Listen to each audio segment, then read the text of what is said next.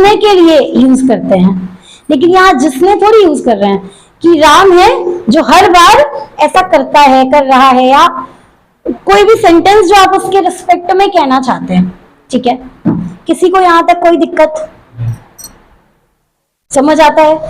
अब आप इसी टेंस को हटा करके यहां पर कोई भी डेट, जैसे हम किसी डेट के लिए बात करते हैं ना, it was 17th of October 2025 2008 25 तो अभी आया भी।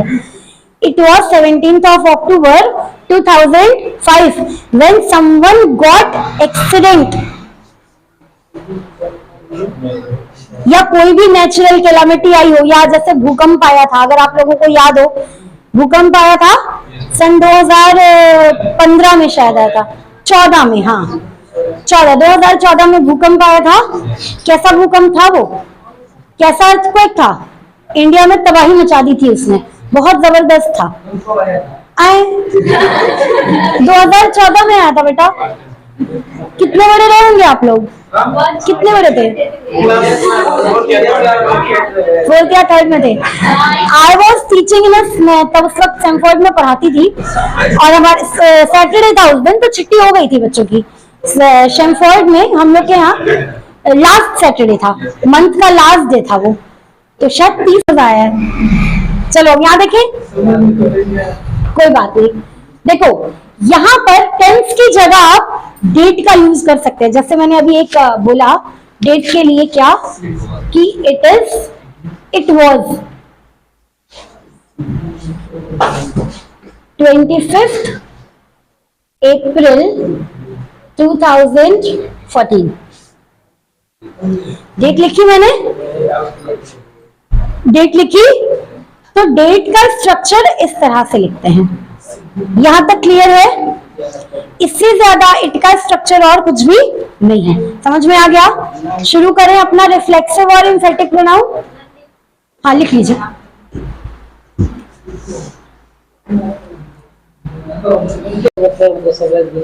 क्या था? तारीख थी, पुरानी थी ना? क्या था उसमें? कुछ था। अरे बेटा वो तारीख लिखी है बोर्ड पे, तो कोई दिन था, उस तारीख को ऐसे लिखते हैं। पुरानी तारीखें जब आप कहीं मेंशन करते हो तो उस दिन का लिखने का स्ट्रक्चर ये है, इस तरह से लिखा जाता है। ठीक है, हाँ कोई था में बड़ा इंटरेस्ट आ रहा है। कौन था?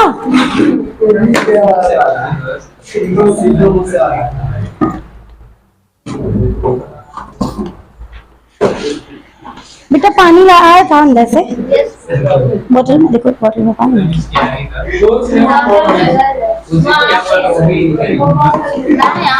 क्या बोल गया बेटा? अगर लिखना हो कि क्या हुआ था तो इसका क्या हुआ था? इस दिन में क्या हुआ? इस दिन में क्या हुआ था? तो इट इज ये ऑन, उसके आगे आप कोई टेंस लगा दो, प्रीपोजिशन लगाओ, उसके आगे फिर अपने स्ट्रक्चर, नॉर्मल स्ट्रक्चर लगाएंगे। आवाज नहीं, वो अच्छा क्वेश्चन पूछ रहा है तो सुन लो, बकवास करनी बड़ी जरूरी है।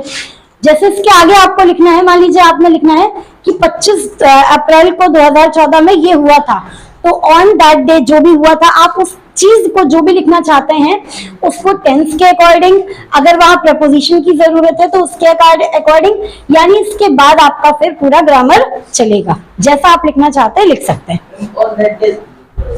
दैट डे नहीं लिखेंगे, जब तारीख लिख दिया तो दैट डे क्यों लिखेंगे?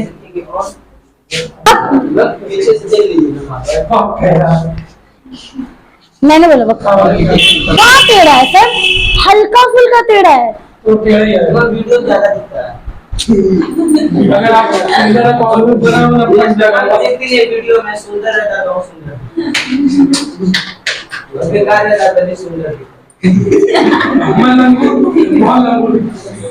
बस समझ गई। पढ़ाओ अब देखो, तो बात कर रही हूं मैं रिफ्लेक्सिव प्रोनाउन की और एम्फेटिक प्रोनाउन।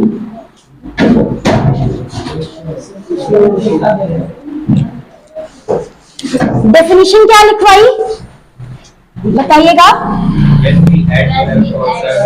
प्रोनाउन में हम क्या, हाँ प्रोनाउन में हम क्या ऐड करते हैं? सेल्फ या सेल्स।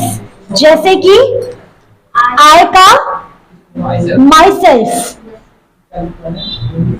माई सेल्फ, यू का योर सेल्फ, कहीं कहीं पे योर सेल्फ और कहीं कहीं पर योर सेल्फ।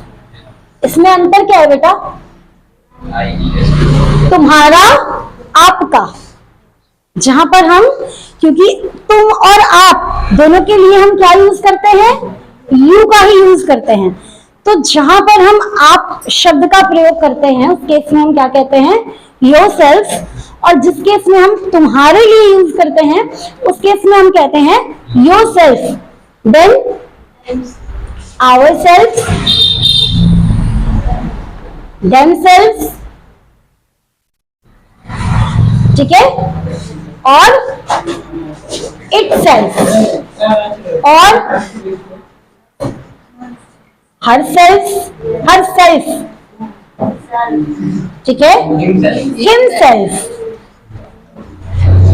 क्लियर हो गया? तो इसी तरह हम प्रोनाउन के आगे सेल्फ या सेल्फ्स का यूज करते हैं और वो जो प्रोनाउन होती है वो क्या बन जाती है हमारी? रिफ्लेक्सिव या एम्फेटिक प्रोनाउन। यहां तक किसी को कोई दिक्कत? क्या हो रहा है पीछे? What is going wrong with you all? क्या समस्या है? डंडा उठा के मारना चालू कर दूंगी अभी, बेवकूफ। कितनी बार बोला पढ़ाते वक्त डिस्टर्ब मत किया करो। देखो यहां, तो यहां तक किसी को कोई दिक्कत नहीं? आगे बढ़ते हैं। अब क्योंकि इसमें भी सेम कंडीशन अप्लाई होती है कि आपने सेल्फ या सेल्फ मतलब इसमें से कोई भी प्रोनाउन यूज किया तो वो ये भी हो सकता है या तो ये भी हो सकता है। अब आप कहेंगे कैसे कि जो एक्शन वर्ड मैंने यूज किया है वो इसके लिए काम कर रहा है, यानी रिफ्लेक्सिव प्रोनाउन के लिए काम कर रहा है या एम्फेटिक प्रोनाउन के लिए काम कर रहा है? तो देखो, रिफ्लेक्शन का मतलब, रिफ्लेक्सिव का मतलब होता है रिफ्लेक्शन, कोई चीज जो रिफ्लेक्ट करे, ठीक है। तो जब हमारे प्रोनाउन का एक्शन सब्जेक्ट के ऊपर हो, ठीक है, यहां पे लिख सकते हैं आप, when the action is upon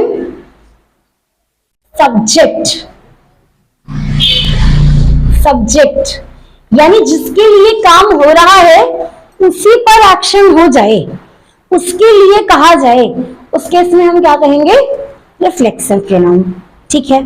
लेकिन जब उसी बात को कहने के लिए थोड़ा सा जोर दिया जाए, उसे कहते हैं फॉर द सेक ऑफ, कहते हैं ना भगवान के लिए, कहते हैं ना भगवान के लिए ऐसा करो, तो फॉर द सेक ऑफ, उस सेक ऑफ से मतलब होता है कि उस चीज के लिए, ठीक है। तो for the sake of emphasis, यानी कि खुद पर बल दिया जाए। जैसे कि एक अच्छे से एग्जांपल से देख, आई लव माई सेल्फ, मैं खुद से बहुत प्यार करती हूं, ठीक है। तो ऐसे पर्सन्स को इंग्लिश में कहा जाता है, क्या कहा जाता है? सेल्फ लविंग पर्सन, ठीक है, जो खुद से जिनको बहुत प्यार होता है, ठीक है। तो आई लव माई सेल्फ, यहां पर जो एक्शन हो रही है वो किसके लिए हो रही है? किस पर एक्ट हो रही है? तो ये कैसा सेंटेंस हुआ? रिफ्लेक्सिव। अगर मैं अब ये सेंटेंस कहूं, I will do it my self, यानी कि तुम जाओ, ये काम मैं अपना खुद से कर लूंगी, तो उस कर लूंगी पर क्या है? जोर है कि इसको कहने के बहुत सारे तरीके हो गए कि ये काम मैं अपना खुद से कर लूंगी, ये काम मैं खुद कर लूंगी, यानी हम इस पर क्या दे रहे हैं? जोर दे रहे हैं। ऐसे सेंटेंसेस को हम कहते हैं एम्फेटिक सेंटेंसेस। क्या ये बात समझ में आई? एक और एग्जांपल लेते हैं सेम, ठीक है, चलिए। हाँ चलिए, I hurt my, he hurt herself, he hurt herself नहीं, हिम सेल्फ, यानी उसने खुद को चोट पहुंचा दी, उसने खुद को चोट पहुंचा दी। तो चोट लगी किसको? खुद को, यानी जो सब्जेक्ट था एक्शन भी आपका वहीं पर हो रहा है। तो ही हर्ट हिमसेल्फ। अगर मैं इस बात को ऐसे कहूं,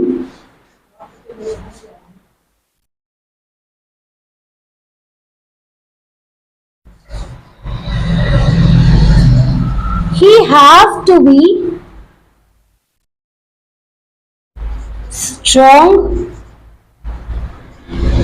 himself, यानी उसे खुद में बहादुर बनना पड़ेगा। तो ये सेंटेंस कैसा है? उसकी क्रिया पर, उसके एक्शन पर क्या दिया जा रहा है? जोर दिया जा रहा है।